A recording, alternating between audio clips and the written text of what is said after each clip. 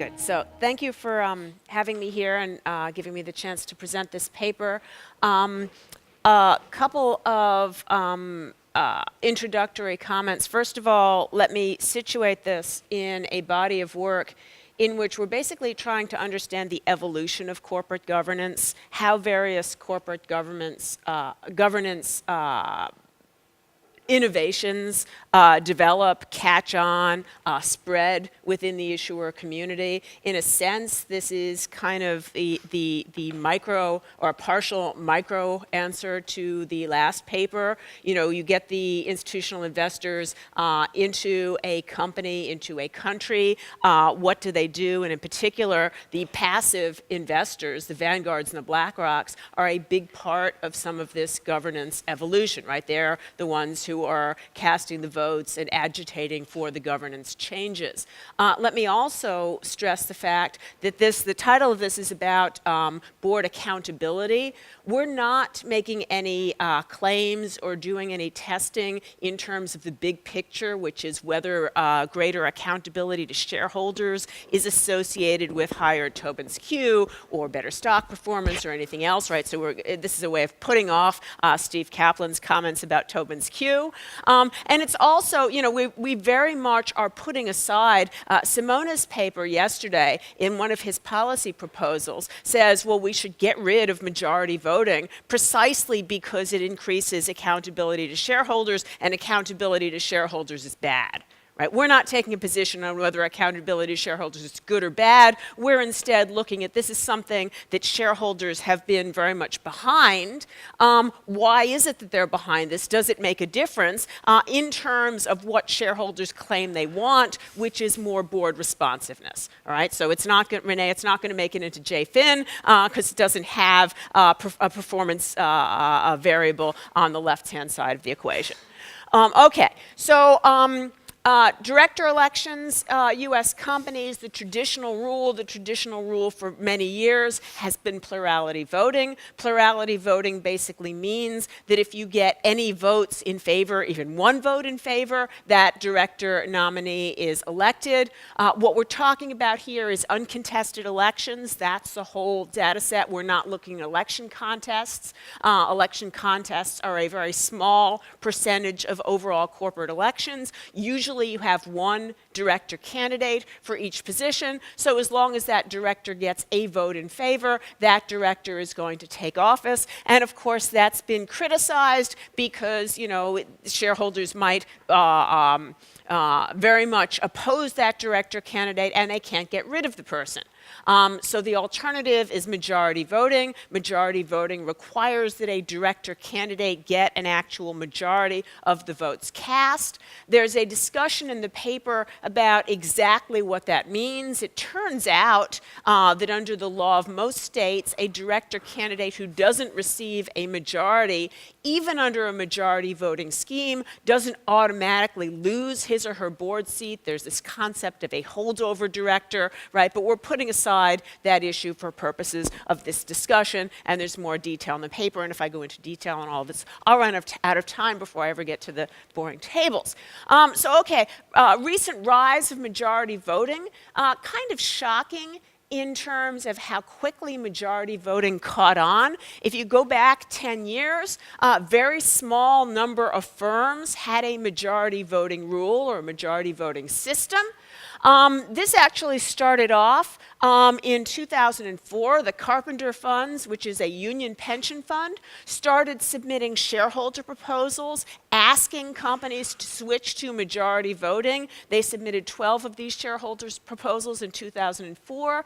The following year, Business Week reporter published an article saying, gee, majority voting makes a whole lot of sense. Why should a director candidate who loses an election be reelected? You know, it seems kind of silly to have an election if that's going to be the rule. And within the next less than 10 years, we saw a huge switch.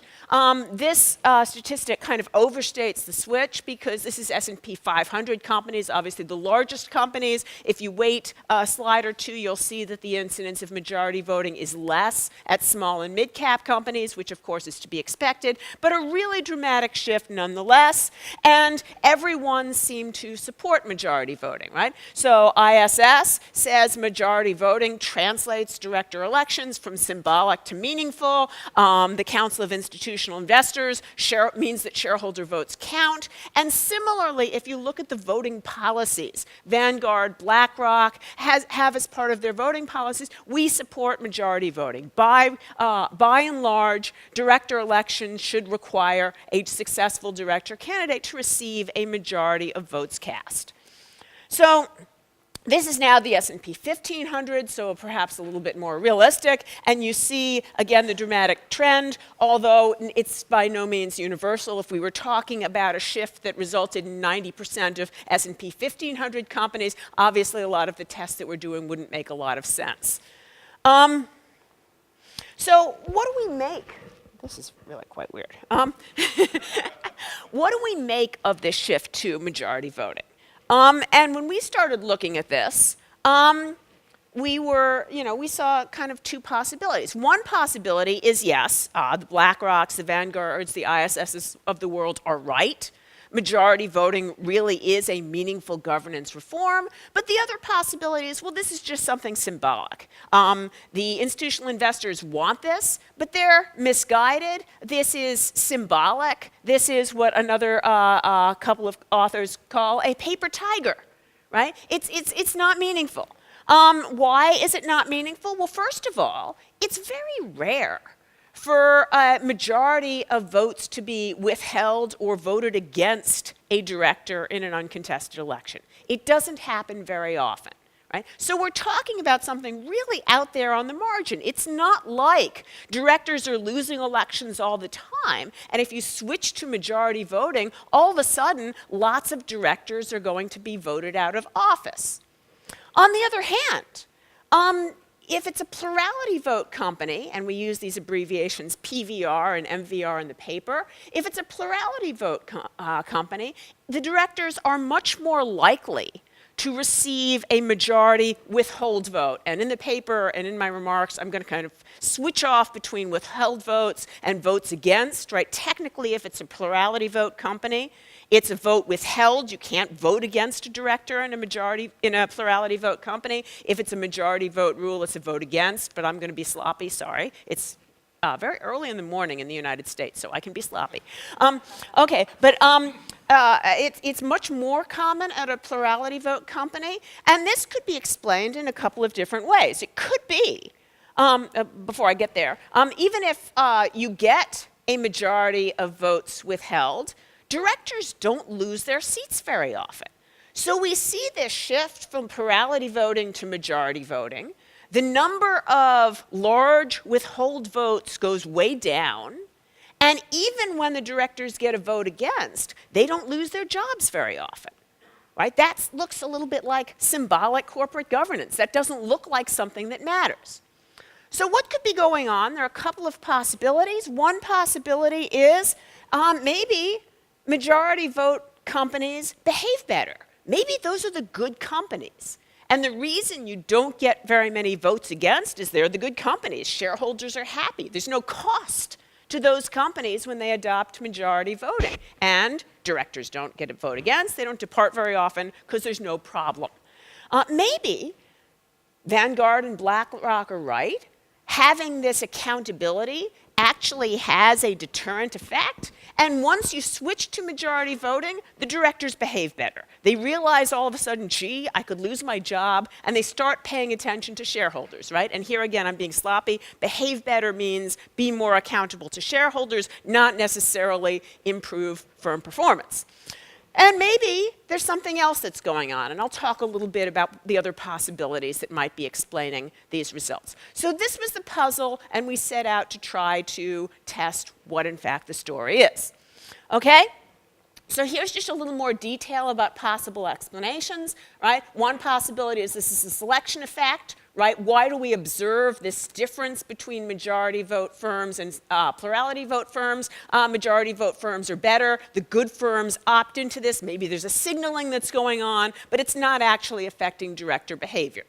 Maybe there is some sort of causal relationship. It could be a causal relationship that has something to do with director behavior.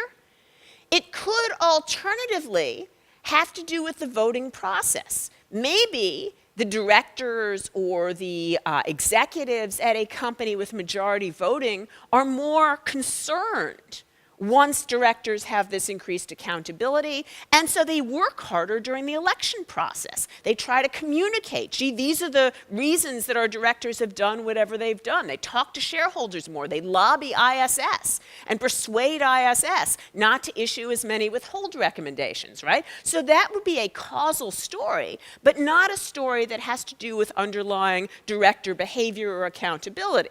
Maybe, on the other hand, the shareholders behave differently. Maybe shareholders realize, gee, it's a majority vote rule. If I vote against this director, the director could lose their job. That's going to cause upheaval in the company. It might have a short-term effect on stock price. I'm worried I'm going to be more restrained in voting against a director. When Joe Grunfest started talking about vote no campaigns, one of his defenses of the withhold vote is this is a low-cost way for shareholders to signal that they're unhappy about the company, about the board, about the performance. Majority voting arguably could make the vote higher cost to the company, and shareholders might be more reluctant to do it. Right? So these are all possibilities. We've done a bunch of tests that try to distinguish among these explanations. We find some support. We can't at the end of the day, right, skipping to the high point, we can't at the end of the day conclusively reject any of these hypotheses. We find some evidence that's actually consistent with all of them.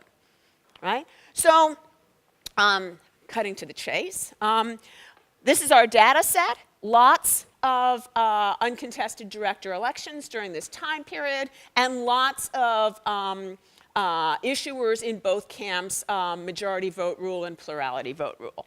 And I'll say a little bit more about the time period later. You've already seen that chart, but one additional thing with respect to that chart, we bifurcate this sample and we look at the early adopters, the first firms to switch to majority voting, and the late adopters separately. And I'll talk about why that's the case. But one of the things about this paper is because we're interested in the evolution of this governance reform, we suspect, and we find evidence to support it, that the early adopters are in fact different from the late adopters. And that's one of the takeaways with respect to this paper and its effect on other research in this area. So those are the tests that we do, right? And I'm going to skip to the results, right? Key results, number one, no real surprise, majority vote firms are different, right? And they're different in a number of ways. I'll talk about the ways. But in general, there is evidence, strong evidence of a selection effect. But there's evidence of a causal effect as well. Adoption of majority voting does have an effect increasing director accountability. It's not all a selection story. And this is something that we've struggled to sort of verify in a number of ways, because for at least two of my co-authors, this was a surprising result. This was counterintuitive, that majority voting actually would make a difference in terms of director behavior, right? So, okay, one more word before I get into the results. With respect to voting threshold, we used two different voting thresholds in the paper, a 30% threshold and a 50% threshold. Couple of reasons for this. First of all, there's a lot of literature in corporate governance that suggests that a withhold vote or a no vote as high as 30% is quite important, has an effect on underlying behavior. And number two, the incidence of an actual vote of less than 50% is, as I said, quite rare, so we'd have a very small number of firms if we were looking at that. There are a couple of tests in which the 50% threshold is relevant. I'll get to these at the end of the paper if I have time, which I probably won't, but they're in the paper so you can take a look at them. All right, so first of all, selection hypothesis, right? And a couple of different things. First of all, we start off by looking at prior success in director elections. We hypothesize that if you've struggled with respect to get your directors elected before, the firm, the board, is going to be reluctant to move to majority voting. On the other hand, that might be the case in which the shareholders are more eager to move to majority voting, right? They voted against the directors don't get kicked out. This is the firm that they would target. So we, could go either way. It turns out that the firms that have a prior problem with director elections, much less likely to adopt majority voting, right?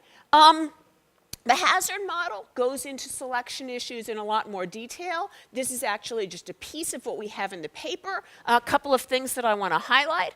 First of all, right, significance of problems in prior director elections. When we bifurcate the sample, I talked about early and late adopters, right? The effect here is concentrated in the early adopters, right? The early adopters were the ones, and just for those of you who aren't familiar with the hazard model, if you've got a number of less than 1, it means you're less likely to switch to majority voting. A coefficient of more than 1 means you're more likely. So if you go down here, right, market cap, higher market cap companies more likely to switch to majority voting. Companies with more institutional ownership more likely to switch to majority voting. All of that quite predictable, right? Companies with a problem in director elections measured in various ways less likely to switch. We look at a bunch of corporate governance variables as well. And here again, I can't give you the full results because I've already gotten the 5-minute warning.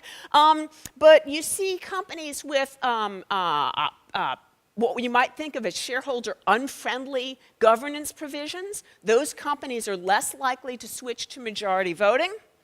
And companies with abnormal positive returns, companies that do well, seem to have some insulation with respect to the switch. But interestingly here, the high-performing companies, this is significant for the late adopters, not the early adopters. In contrast, poison pill, associated negatively for the early adopters. So if you're an early adopter, right, that's the company that doesn't have the poison pill. That's the shareholder responsive company. If you're a late adopter, what we tend to describe in the paper as the companies that sort of more reluctantly adopted majority voting, right, those are the companies that were less shareholder friendly. So bottom line, what's the story here? The story is that there's a selection effect, and it appears to be that the shareholder responsive companies went first. Whether they were the more willing to respond to the vanguards of the world, or whether they were the ones that were targeted first by the institutions, we can't really say. We can't really say because of the process by which this occurs. A shareholder might make a request informally. The company might voluntarily agree to switch to majority voting. It might not show up in a formal shareholder vote or something like that. But we see the movement first among the better governed companies. And it appears that once there was this movement, once there was this momentum effect, then the less shareholder-friendly companies got on board, right? That's the selection story as it appears from these tests. All right, let me get on to causation, right? And we do a bunch of firm fixed effects. And the bottom line of what we find is that a firm that adopts majority voting after the switch, less shareholder discontent. Fewer, now they're not withhold votes, now they're actually votes against because they've got a majority voting rule, but we see fewer withhold votes after the switch to majority voting. Now, when we initially presented this, people said, well, look at your time period, right, 2007 to 2013, right after the financial crisis. What's going on here is that shareholders are less frustrated with their directors in the later years, right, so this is a trend overall. So we, of course, responded to that. That's my button doing here? Here we go. All right, I'm going to skip right through. Oh, and this effect, by the way, is concentrated in the late adopters. This is different from the selection effect. And I'm not going to have time to talk about that. I'll talk about that in the Q&A. And it's also concentrated in the 30 to 40% withhold range. All right, but here's the difference in difference test, match sample. This is looking at a firm that switches from plurality voting to majority voting in comparison to a firm, very crude match, two-digit SIC code and market cap, but matched to a firm that doesn't make the switch, right? So here we're trying to deal with this concern about the time period and so forth, and relative to its matched firm, the firm that switches to majority voting has better election success, right? If you make the switch, the shareholders are now less unhappy or happier with their director candidates than the firm that didn't make the switch, right? That's evidence of causation. And again, if we break this down, this effect is concentrated in the late adopters. And I can't show you all of the pictures, right? But there's some of the pictures. All right, very quickly, it isn't just director elections, although that's the main, we're using that as a proxy for how satisfied shareholders are, as a proxy for director accountability. It also has an effect on primary behavior. One of the most transparent ways of measuring primary behavior is director attendance at board meetings, because companies have to report that. So we looked at director attendance at board meetings, failure to attend, and we see that there's a difference. Firms that adopt majority voting have better director attendance. Again, if we bifurcate the sample, this is concentrated in the late adopters. Now, you might say director attendance is not all that important, but it's really hard to get evidence about, okay, how do directors vote, how thorough is their monitoring, review, and so forth. So this is very crude.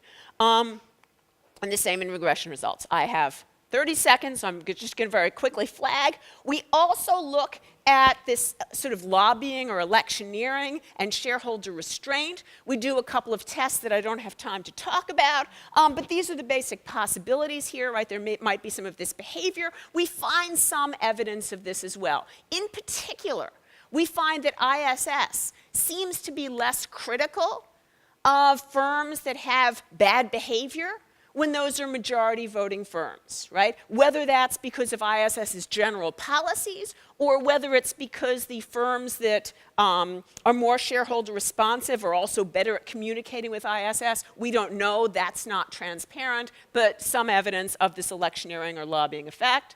Oops. And, right, very briefly, conclusions, right? We find some support for all the hypotheses. Our main point here is there's clearly a selection effect, but there is some evidence that goes beyond a pure selection story, all right? Implications, number one, it's interesting to think that shareholders might be targeting the more responsive firms rather than the underperformers. That's a little bit inconsistent with the story that we heard, like, 10, 15 years ago, the CalPERS effect and so forth. It's not necessarily what institutional investors tell us they're doing. It also perhaps explains how a governance trend can spread so broadly, because if it becomes a norm, if you can point to a bunch of well-behaved companies who have a particular governance attribute, perhaps it's easier to get the reluctant firms on board. Number two, governance studies, empirical studies of corporate governance should pay attention to this difference and perhaps should look carefully at the early adopters versus the late adopters. Because if it's true that there's a real difference between the two groups, a governance reform might not have an effect across the overall sample because that effect is concentrated only in the firms where it really matters, and those might be the firms that are late on board. And in particular, early studies of a new governance innovation, like people, there's some governance change or there's a statute, and you look at something that happens a year, 2 years, 3 years later, right? It might be the early adopters are the ones for whom the governance really doesn't make a difference. And you might not know, you might not be able to test the effect until you see it spread more broadly. And obviously, majority voting might be unique. Maybe this is a story that only applies to this one area. It would be interesting to look at all of this and see how it applies to other areas, proxy access, board diversity, independent directors, right? There are a lot of applications both within the United States and more generally. Thank you. Well, thanks very much for putting me in the program and discuss this paper. So let me start with the answer to the question that's on the title of the paper. Just, I think, to set things straight. The reason why I start here is because the paper is really long. There's a lot of data, there's a lot of tests, and so on. And so, just to focus on what the paper, really finds, I think it's important, just something to get away as you leave the room and talk about it for coffee.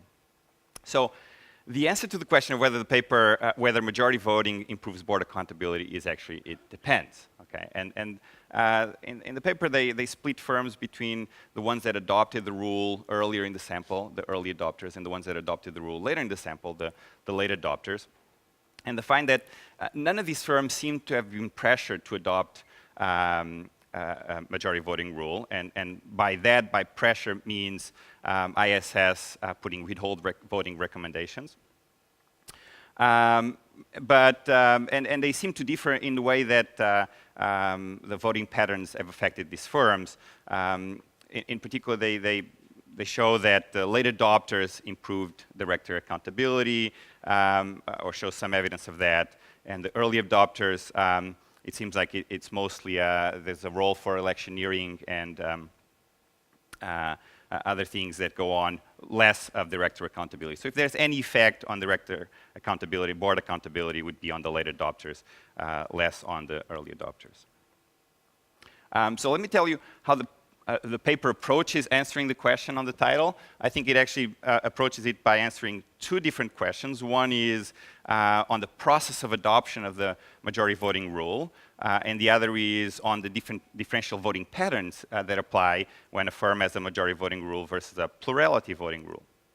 And there's two very interesting facts, I think. One is the incredibly fast pace of adoption of this rule. You go from, in their sample of the S&P 1500, you go from about 15% of firms where director, or 15% of directors, they were under the majority voting rule in 2007 to about 56% of directors that were under the majority voting rule in 2013. And if you look at, like Jill was saying, at the S&P 500, it's about 90% of directors in the later years already with the majority voting rule. So incredibly fast pace.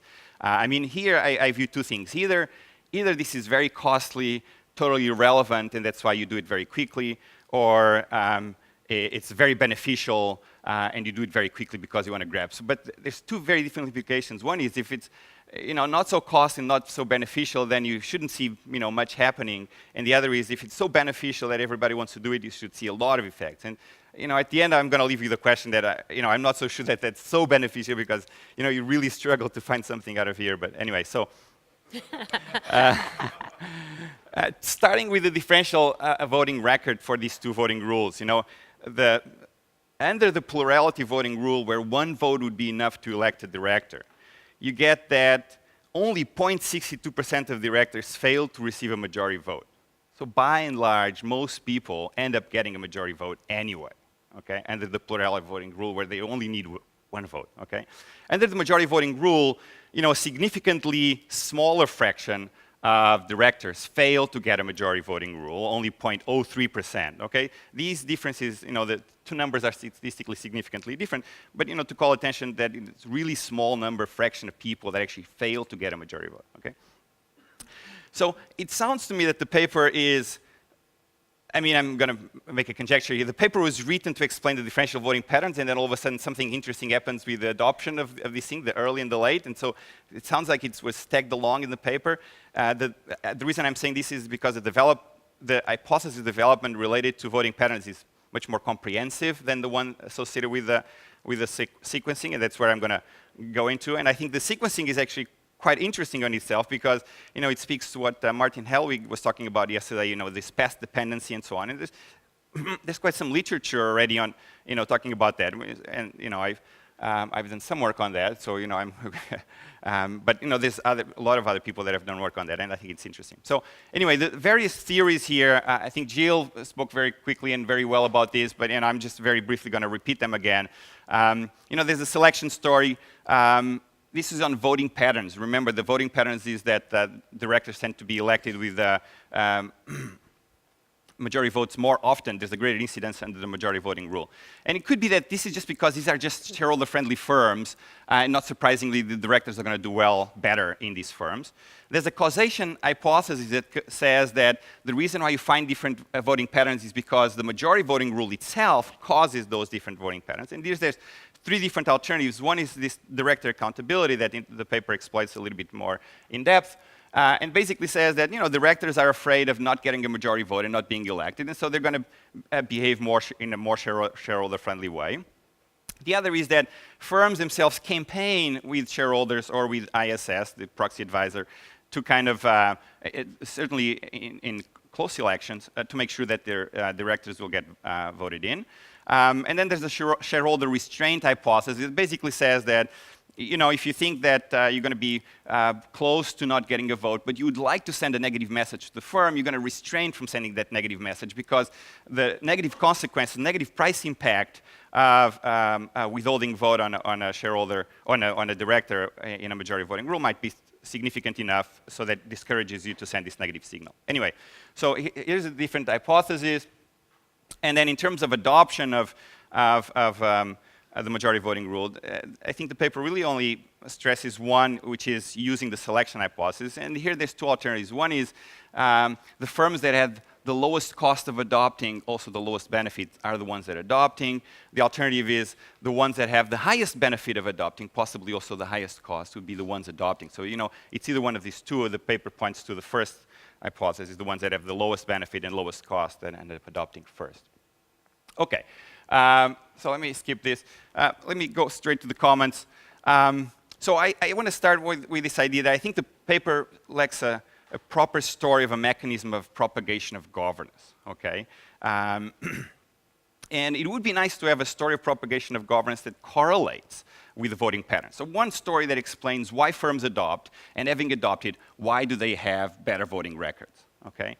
So in terms of Ron Gilson has put this has defined this as functional convergence, market pressures or agents in markets that put pressure on firms to change governance. I think this paper fits into that category. And there's actually quite a lot of literature that looks at other ways in which governance spills over from firms to firms. Market competition, issues that have to do with relative performance pay of managers that creates complementarities in actions between managers across different firms. If one manager adopts good corporate governance, then another manager would also adopt good corporate governance, and so on and so forth. Different mechanisms that are already out there in the literature. I'm going to venture two more alternative stories here for this particular paper. One is the paper takes ISS, Institutional Shareholder Services, as a given, like as an exogenous player that was really kind of, I want to think of ISS as actually an endogenous strategic player in this game, okay? And the reason why I want to think about this is if you look at the rate of withholding recommendations by ISS, there's 2009, 2010, it more than doubles for the firms that had plurality voting rule. So to me, it looks like these guys are putting a lot of pressure on these firms to adopt majority voting rule, okay? And then after that, these guys go into a quiet life. So if you adopt a majority voting rule for ISS, that means you're good to go, I'm not going to bother you anymore, and so on and so forth. So to me, it says something that has to do with, if ISS fails to issue a withholding voting recommendation on a bad director, they're not as liable if it's under the majority voting rule because they say, look, everybody voted for this guy anyway. I didn't recommend not to vote, but a lot of people out there thought this guy was a good guy, right? Whereas under the plurality voting rule, this guy could be elected with just one vote. And so people are going to go after ISS and say, look, he didn't recommend not to vote on this guy. This guy was elected with just one vote. You must have not been doing a good job at your recommendations. And so I think that's more at stake for ISS under the plurality voting rule in terms of their mistakes than under the majority voting rule. So they clearly have an incentive to tell firms, a self-interested incentive to tell firms to adopt majority voting rule. And this incentive would then be, they would then give firms, a quiet life afterwards. If you do that, then I won't bother you anymore because I'll just leave it to the market to vote directors anyway.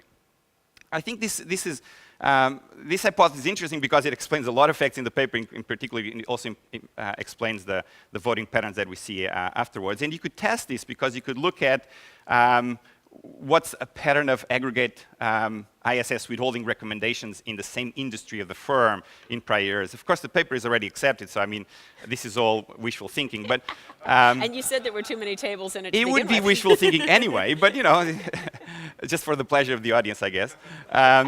So the other story is a story of, kind of herd behavior or spillovers like I was describing in the previous slide. And here you could think that, the early adopters are the Delaware firms. They're going to adopt anyway, and that seems to be true in the paper. And so the other firms, simply because of complementary inactions or herd behavior or something, they're also going to be adopting. And you could look into adoption by peer firms in the same size and industry classification, for example. Okay, and I think I want to emphasize a couple of things here. These two stories speak to both the adoption and the voting patterns first. And also they speak to what's happening in the rest of the industry, what happens in the rest of the market, which in the paper they just focus on pressure that's coming from within the firm, pressure that's put through the firm, not from outside, So I think that exploiting other things that are happening to other firms would also be interesting. Okay. There's a question about whether this is the relevant metric. At the end of the day, as Jill said, these directors, whether plurality voting rule or majority voting rule, they all get to stay in these uncontested elections.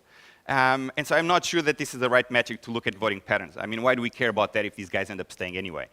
So maybe we want to look at metrics that have to do with investor disagreement. And so we would look at the amount of shorting that gets done, the amount of disagreement that gets done when there's this high percentage of withholding votes in either one of these regimes. Another thing that I would like to speak to is, because there's such a small fraction of individuals that actually don't get the majority vote under the plurality voting rule. Remember, this threshold is fictitious. They don't need to get 50% of the votes or more, right? One vote would be enough, okay? One could actually look at, what happened, what's the profile of the director that just got elected with 51% of the votes, and what's the profile of the director that just missed the 51% fictitious cutoff, okay?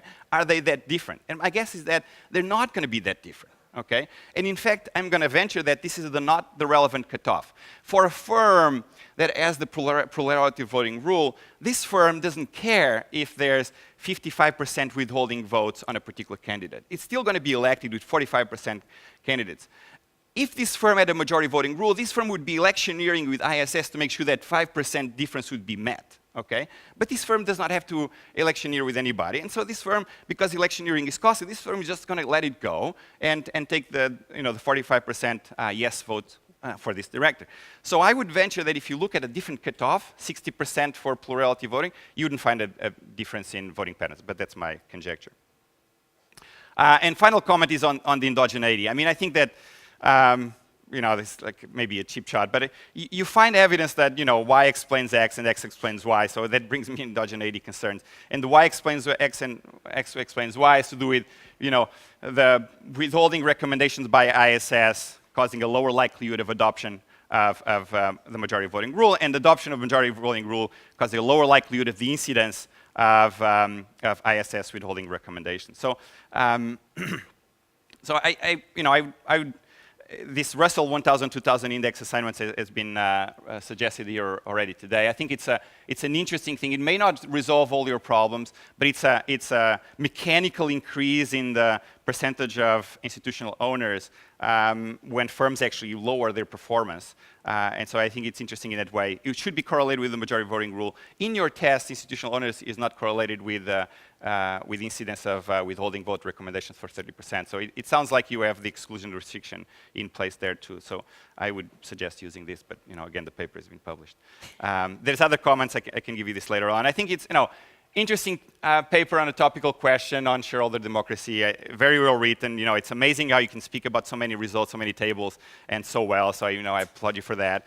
The paper has interesting thoughts on the spread of governance provision. Regarding the majority voting rule, is it a big deal? I go back to my previous question. You should see either no effect and a lot of firms adopting simply because it's irrelevant, or if it's really beneficial, a lot of effects. You should see price effects. You should see lots of different things going on at the same time because it's so significant for the firm, so beneficial for shareholders. And you don't see that either. So is it a big deal? I'm going to venture no, but you have a different opinion. So. Give a mic. Yeah, it's Jeff Gordon. Is this working? Yeah. So two things.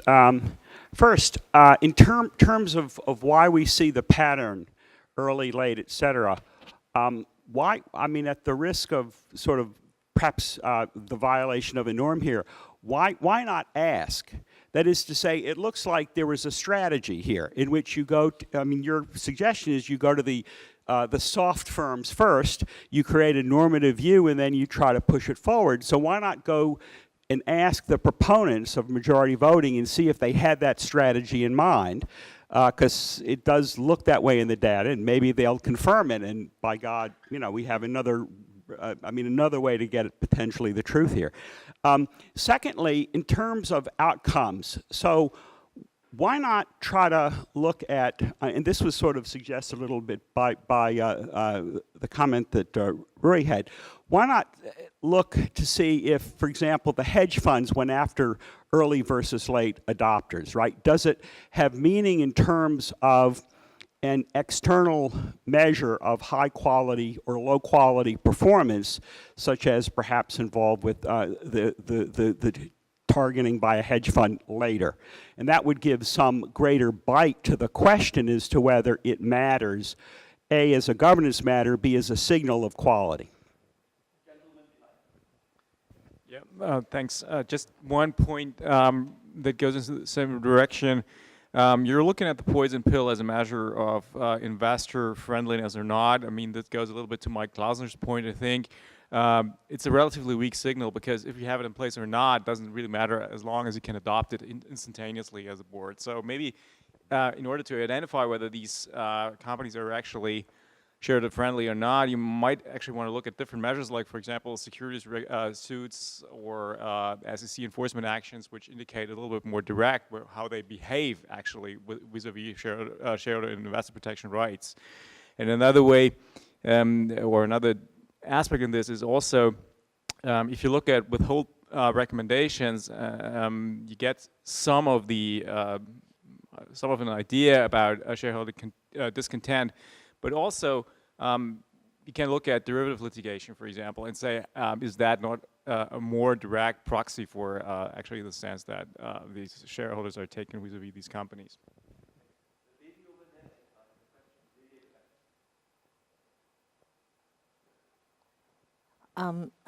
So, Jill, you don't have identification, so people like me will say meh. But to not say meh, what I would try to do is to come up with some way of separating more carefully the sort of causation versus correlation stuff. And one way to proceed would be, so the ISS itself is not randomly selecting their targets and the recommendations. So what I would do is to have some kind of prediction model based on performance. And so I would put a lot more effort into firm performance. So I would look at the kind of performance the firm has, whether this would predict that the ISS would issue a recommendation positively or negatively. And then if you have a deviation between the prediction and the actual recommendation, you can play with a deviation as an identification matter. You would say this is a kind of firm that if the firms are adopting their changes based on past performance, then based on the propensity to be recommended by the sort of the institutional investor boards, they would have adopted, but they didn't actually adopt, and that would give you some sort of chance at identifying the channels of behavior. So I would play a lot more, I would put much more effort into firm performance measures, and I would put much more effort into propensity for various parties to issue various kinds of recommendations.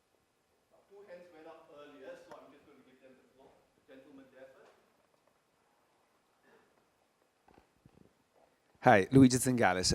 I'm a bit skeptical of the results for two reasons. The first one is that votes have some powers if they lead to different results. And we know that even if you don't have a majority of the votes in a majority vote company, you end up being elected anyway, and the probability of you staying on the board is the same. So there is basically no stake.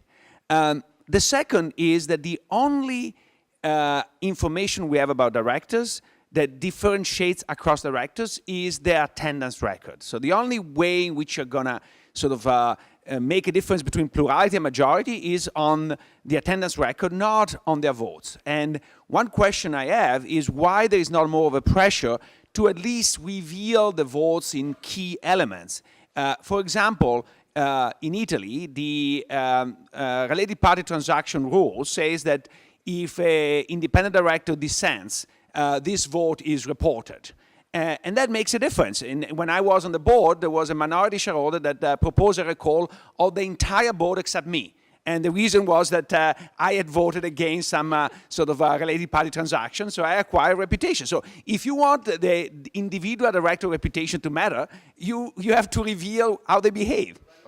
But I don't want to repeat, Alessio Patches, I don't want to repeat things that have been said, but it also strikes me as odd that there is so much discussion about something that doesn't matter for outcomes. However, there is, and so without repeating this, I mean, the poison pill maybe is not the right measure, and that does make so much difference. However, there is, a jurisdiction where it does matter whether directors do not receive majority, like in the UK, and still directors are not fired. They could be, but they are not fired. I mean, and work like was done in the past by Colin and Marco and others reveal that things happen under the threat that directors can be fired. So I wonder, as a step forward in your research, Jill, whether you could look at what happens after votes are withheld or majority is not received, whether there is a change, not only an engagement as by hedge fund, as just suggested, because a lot happens also behind the scenes regarding hedge funds. So there's a lot that happens under the threat of engagement. That's difficult to measure.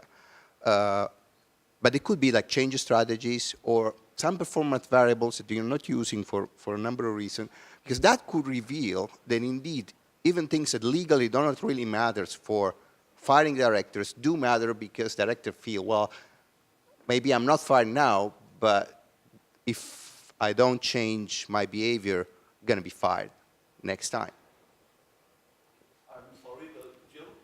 So I can't, these are great comments, and I can't respond to everything, but just very briefly, you're absolutely right that the threat is an issue, and that's part of the reason that we go back and forth between the 30% and the 50%. You're absolutely right. The numbers on the 50% withhold either way are tiny. Most of our tests are based on the 30% threshold, and there is a whole literature out there that says, yes, when there's 30%, there are things, other studies that find things happen because, there's a sufficiently high expression of discontent. And yes, at the same time, we're sort of trying to have it both ways, right? Discontent, but not illegally binding, right? Not able to kick the directors out, but there are these papers finding that, yes, in fact, that's what matters.